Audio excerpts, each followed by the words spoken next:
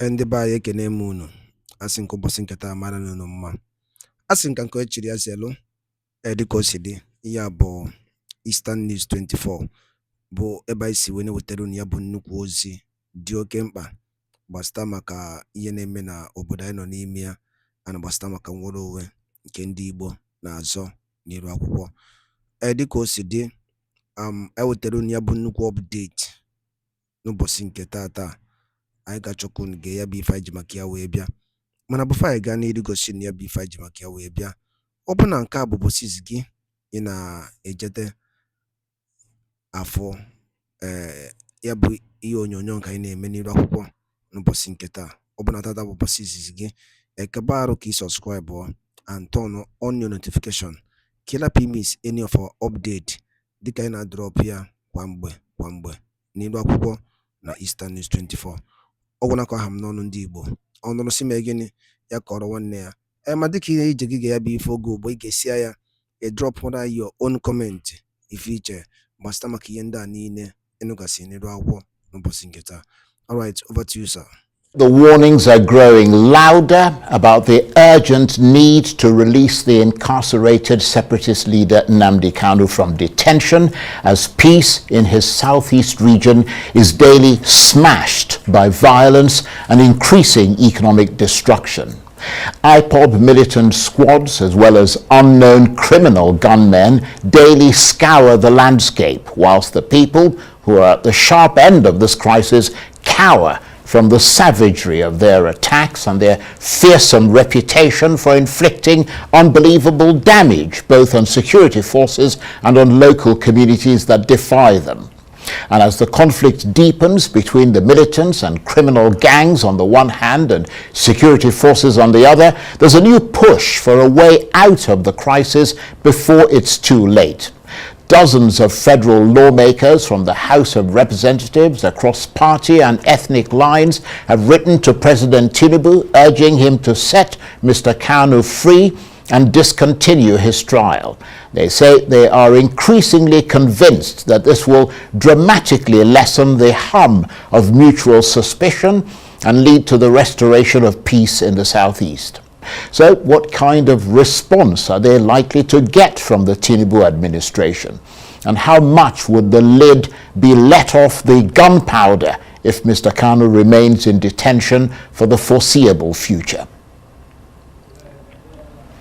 Well, one of those whose voice is loudest in the chorus of demands for the release of Nnamdi Kanu is the member of the House of Representatives for the federal constituency of Ikwano Umahia under the Labour Party, Honourable Obi Aguocha, and he joins me now in the studio. Hello, Charles. Thank you very much indeed. Good to see you again. Yeah, good to see you wearing a suit. Yeah, I'm not used to seeing you in a suit. Without my LP logo. Yeah, I'm still Labour Party for life. Okay, well, just in case we forgot, eh? So basically, your calculation, along with those of your colleagues, is that it is not in the interest of the Southeast or the Nigerian people or the security forces or the Tinubu administration itself to keep Nnamdi Kanu locked up. Tell us why. Well, first of all, thank you again for inviting me. On Friday, many lawmakers in the House of Representatives, we met and agreed that the best solution is to appeal to the government of His Excellency Bola Ahmed Tinubu for the unconditional release of Mazi Nnamdi Kanu, who incidentally is my constituent. I represent him at the House of Representatives. He's from Umuahia North. I'm from Umuahia North. So it is my responsibility, as I've always done since I came to the House of Representatives, to speak for him.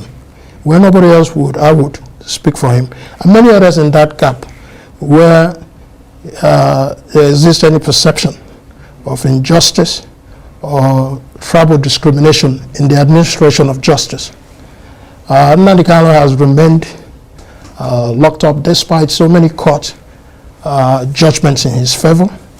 The Supreme Court held that everything should go back to the lower trial court. Now, we've been shouting to to say there ought to be a political solution to this issue. And the last appearance in court, Justice Binta and Yako actually came up with the solution and said all parties should at least submit themselves to a political solution. Right. So you're encouraged by that. I am more than encouraged statement by the Federal yes, High Court, of course, urging both parties to explore yes, negotiation and the possibility of a settlement. And I'm also more encouraged simply because the prosecutor in this wise, the Attorney General of the Federation, being represented by a prosecutor there, accepted to such settlement. The council accepted to discuss. Right. The counsel to Nnamdi Kanu also accepted. So both parties have accepted. It is only now within the time allowable to the time Justice Nyako gave for the resumption of trial, right, which is September 24th. So we are moving the political consideration to move it forward so that could be some negotiations worthy enough for the consideration of the trial judge. Although to be fair, the lawyer representing the government made it clear that it wasn't within his remit, and that they would have to go directly to the Attorney General. Of course. Obviously it will be up to but the Attorney General hasn't responded yet. The Attorney General has not responded yet. Yeah. But the Attorney General also takes instruction from the Commander-in-Chief, President and Commander-in-Chief. So that was why we were appealing to the Commander-in-Chief to direct the Attorney General to invoke Section 174 of the Constitution of the Federal Republic as amended, Section 174 1C, Section 174 subsection 1C, and subsection 3 basically talks about the powers of the Attorney General, that an Attorney General at any time before a judgment is rendered has the authority or the power to be able to withdraw a suit. So we want him to take care of that, and also to invoke Section 107 and Section 108 of the Administration of Criminal Justice Act 2015, which basically talks about discontinuance of a criminal case and the withdrawal from prosecution. So we believe there has been a precedent set in other cases, whereby recently the chairman of Metiala was at the determination of the court, his matter was settled. Sunday Boho, at the determination of the court, his matter was gone. So at the determination of the court, and rightfully so, his matter were gone. Emefiele, I keep pronouncing his name wrong, the former CBN governor was granted bail. Emefiele was granted bail. It now appears that as if Nnamdi Kanu, who was also charged alongside these other people for the same treason, appears that there is one set of rules for the rest of Nigeria and one set of rules for an Igbo man. And there is also one set of rules where a Northerner is freed, a Yoruba man is freed, a Middle Belt, South man is freed, and then when it comes to the Igbo man, he will continue to languish in prison. So there's an issue of injustice, regardless of the expectation of bias that people may have regarding Nnamdi Kanu or not. Isn't material, isn't consequential. But in this country, everyone is subject to the rule of law. And I'm so happy that Justice Nyako recognizes that and has given an opportunity for all the parties to come together. And we're appealing to the president. I have known the president to be a listening and attentive president, and that I would not wish to see the president to do otherwise. Doing otherwise will render the Southeast to continue to be savaged by bloodshed. Every single day, many people, scores of people are being killed mercilessly in the Southeast, including military officers.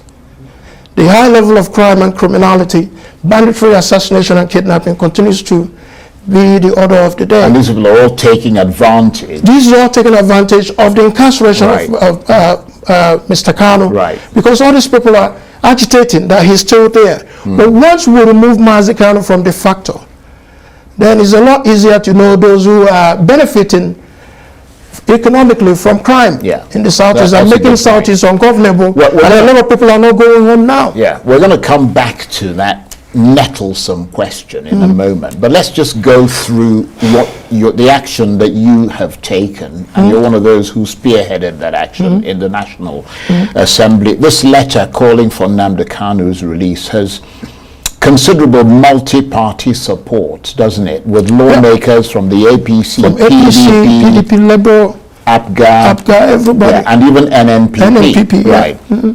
And there seems to be an urgency to your call for Kanu's release. I think you mentioned some of that, but just tell us a bit more about what spurred you and your colleagues into action at this time. What spurred me, like I said somewhere, was that I was elected a member of the Federal House of Representatives, and through my campaign, I ran on one single issue, that I would not be shut up in seeking the fundamental right of Mazi Nnamdi Kanu and others in that gap. And I've demonstrated that from day one. I've questioned everybody that needs to be questioned. I've lobbied everybody that needs to be lobbied. I've consistently made my case for it. Well, would you lobby in the same way for someone who is not from your constituency, or who is not from the Southeast? I'm a member of the National Assembly, and that's what it means. That I'm not just there. So you're there to stand for justice. Right. I want to stand for justice. So, but in this wise is Nnamdi Kanu, and the sensitivity of it. Now, my colleagues honored me by accepting to be a part of this. I could have easily done it alone, which would not be successful. I could have also done it through other caucuses, which would not be successful. But this is for the first time that Nigeria is asking for the release of Mazi Nnamdi Kanu, as being demonstrated by the members of the Federal House of Representatives representing various constituencies across Nigeria, coming together on this sensitive issue. And how many are they? I mean, because initially, I think the newspapers were, some said 43, others said 50 lawmakers coming together. Honestly, it must have been typographical error. The number is actually 50 that have signed, ready to go. Right. But because that we are on recess, we believe we will resume back plenary on or about July 2nd. And today we have commitment that would actually put that number over 150 honorable members all across political divides, all across the nation. That's a sizable number. Of course, to demand for the release of Mazi Nnamdi Kanu. And I'm highly honored by that. Yeah, and you called, I mean, you mentioned this earlier, for the Attorney General to discontinue the case based on sections of the Nigerian Constitution, not just, but for public interest. Right. But I need to get to a point here, because you're saying that section, I think it's section 174, gives him the power to end the trial in the public interest, in the interest of justice, and the need to prevent abuse of legal process. And you believe that Nnamdi Kanu's case meets those criteria? Absolutely. Right. Absolutely. Right. And we expect that the Attorney General, in consideration of this plea, having set precedents as well, in many other cases that I've just mentioned, cannot come to Nnamdi Kanu's case and do otherwise. Nnamdi Kanu deserves the protection of the laws of the Federation, and like I said, every subject of Nigeria, has constitutional right and due process. And just to reiterate that you believe that Mr. Kanu's release will help to restore peace in the South. Absolutely, without any gainsaying. Right. Without any gainsaying. If you look at what is happening in the Southeast, like I said, what is the basis of the agitations that are currently going on? First thing they will point is the detention of Mazi Nnamdi Kanu.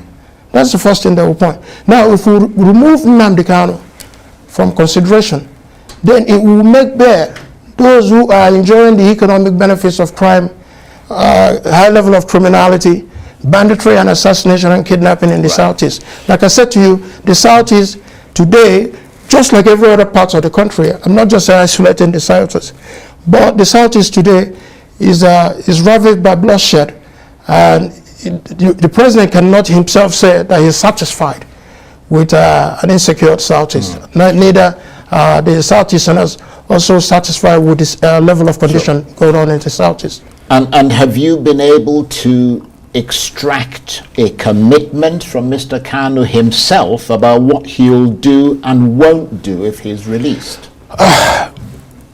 Charles, I am not unmindful that even when we talk about political solutions to this matter, the federal government will have an interest on the terms and conditions of what that political solution will be.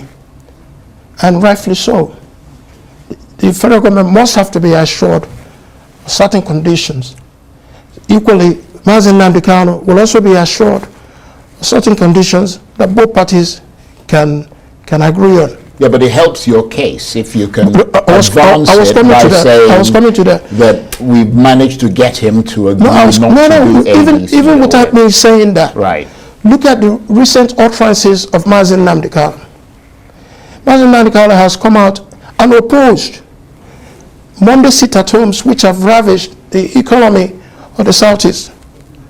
He has also opposed all the senseless killings and have said the Igbos cannot continue to kill themselves and expect a change. He has also opposed the high level of crime and criminality that is happening in the Southeast. He has also supported peace in the Southeast. He has also supported economic development in the Southeast, which he put all these things together. On the face value of it, it gives a more value added to this negotiation and to any government to accept. But like I said, I am not unmindful, that everybody will come to the table, but let's adhere to the instructions of the judge and come to the table. And then I'm sure the federal government will have its own conditions. Nnamdi Kanu will have his own conditions. As for me, I'm available as his representatives to be there to advance and facilitate the dialogue at any level that is required to reach about a settlement on this matter so that there will be peace in the Southeast and the unconditional discharge of my constituent, Nnamdi Kanu, to go on. So how do you think President Tinubu will respond to your appeal? Why won't he respond to that? Does he want to put himself in a situation where one part of the country continues to boil and is unmanageable? Or does he want to put himself in a situation where, as the President and Commander-in-Chief, that the protection of lives and properties, which ought to be his number one fundamental responsibility, is keeping faith in the Southeast? We cannot continue in the way we are going. Charles, many Southerners cannot go, Southeasterners cannot go home as we speak for fear of being kidnapped, for fear of being assassinated. So the governors are themselves stepping out to maintain the peace, but we need the federal government to come and do the right thing. And the right thing to do, outside of saying that it is intentional to have an Igbo man continue to lavish in prison, while the same people who have been charged in the same offenses with him, but that are not Igbos, have been given getaway, I don't know how to say it, monopoly. Get out cards. Right. And then because he is an Igbo man, then he continues to languish in jail. So at a point, this issue must have to be brought to a closure, and the judge has done all of us a favor to ensure that we seek a political solution and that we work towards it. Well, you're asking for his unconditional release, but at the same time, you're saying that the federal government will need to set its conditions for his release. Of course, well, the conditions could be conditions. There are a lot of conditions the federal government can bring to bear. There's also a lot of conditions that Nnamdi Kanu can bring to bear. Nnamdi Kanu can say, well, if you're going to release me, what guarantees do I have that you're not going to rearrest me once I leave the gates of the DSS detention? So this must have to be brought to bear. But unconditional meaning as well, that he's no longer going to be charged for the same offenses that have been lodged against him, which we hope that the Attorney General will make a statement in court or write to the presiding judge.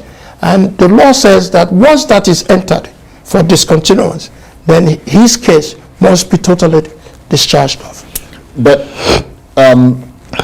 you are convinced that if he instructs his Attorney General to discontinue the trial and free Nnamdi Kanu, I mean, I keep banging on about this because that's a critical point. It'll usher in a new period of peace and stability in the Southeast.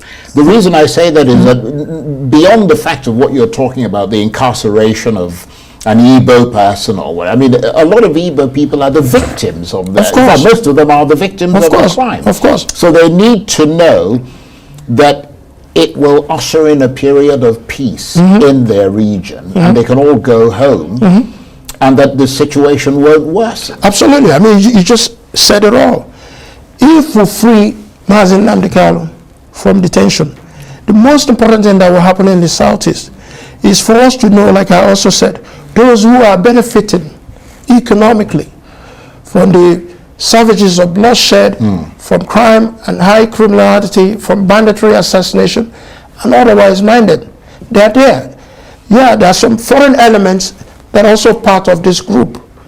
But 90% of those who are committing these high crimes and criminality are from the Southeast themselves. Right, because obviously we have to be careful that if he's released, absolutely, you're not going to have criminals committing crimes in his name, which would put him in a very difficult situation. Yeah. So he has a responsibility as well, if released, just like he has made pronouncements against Monday sit-at-homes, which has ravaged our economy. He had made pronouncements against the senseless killings.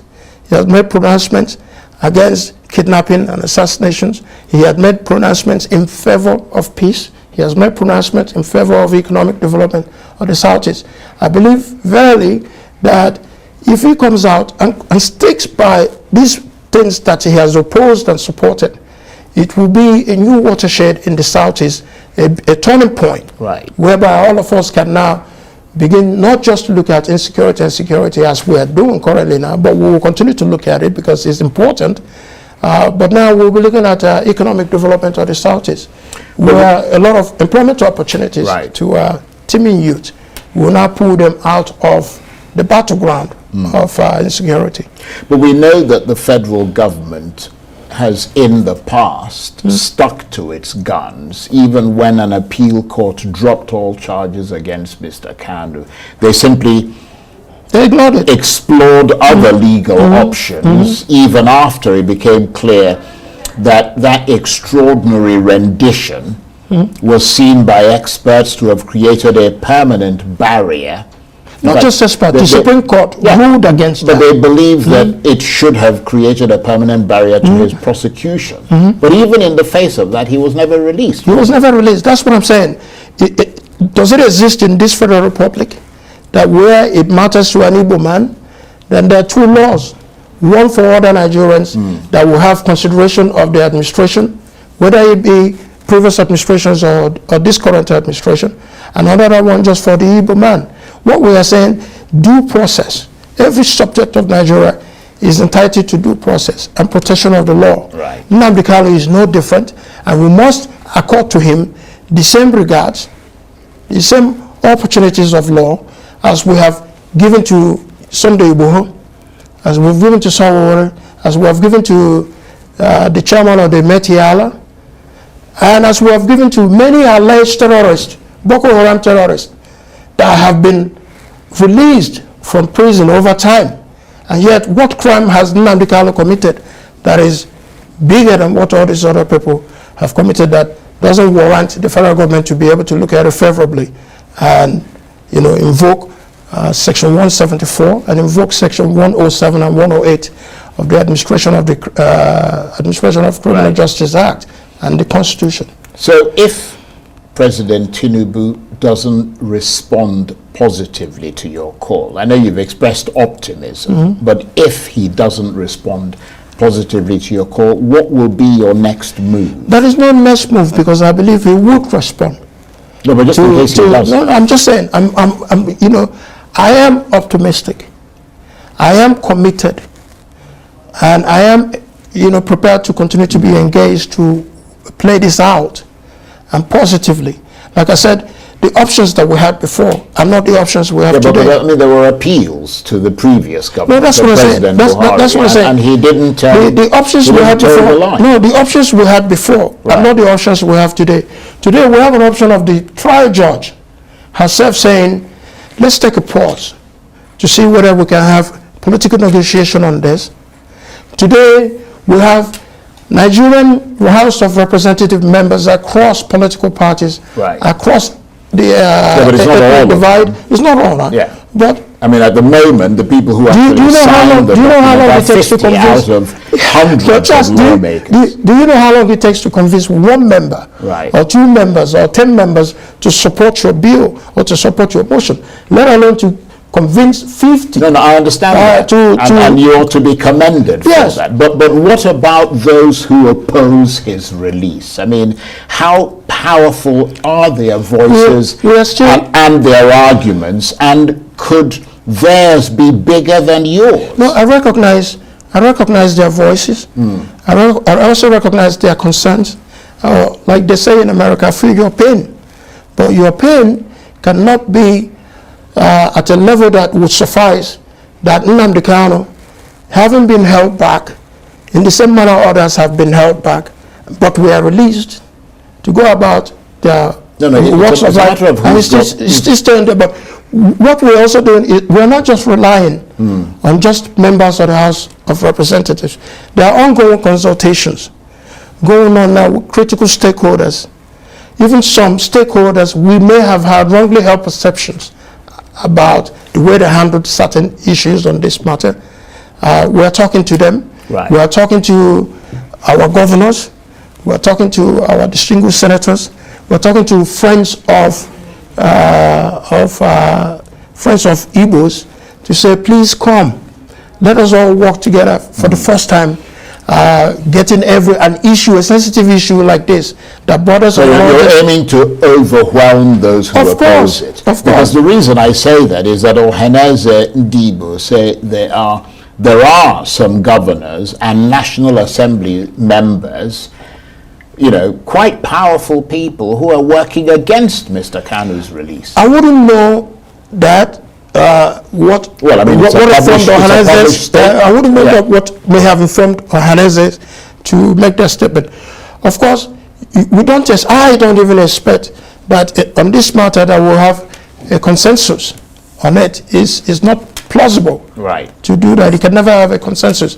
But I believe that we can have enough consensus that will speak to the mind and speak to the heart of Mr. President. Like I said earlier, Mr. President has demonstrated that he is a listening and attentive president. That if we make a compelling argument for him and set it out in our opinions, that he will acquiesce in that and then allow his Attorney General or instruct his Attorney General to do the right thing. I do not believe that the judge herself just woke up overnight and said, you know what, you guys should go and seek a political solution to this. I'm sure there are certain things maybe within the evidences also provided that probably gave her concern that we can't take a chance either convicting this man in the public interest or calling for him to be released also in the public interest. And she chose the rightful thing to do, which is to ask both parties, go back and sit, negotiate, and come back and give me a settlement agreement. Well, we'll keep a close eye on those developments, and thank you for sharing your thoughts with us. Thank you very much. Thank you very much, and telling us what you're doing in that regard. Honorable Obi Aguocha is one of those calling for the release of Nnamdi Kanu. He is certainly one of the loudest voices. He represents the federal constituency of Ikwano Omar here under the Labour Party in the House of Representatives. Thank you very much indeed for coming in. Very much appreciate you. Thank you.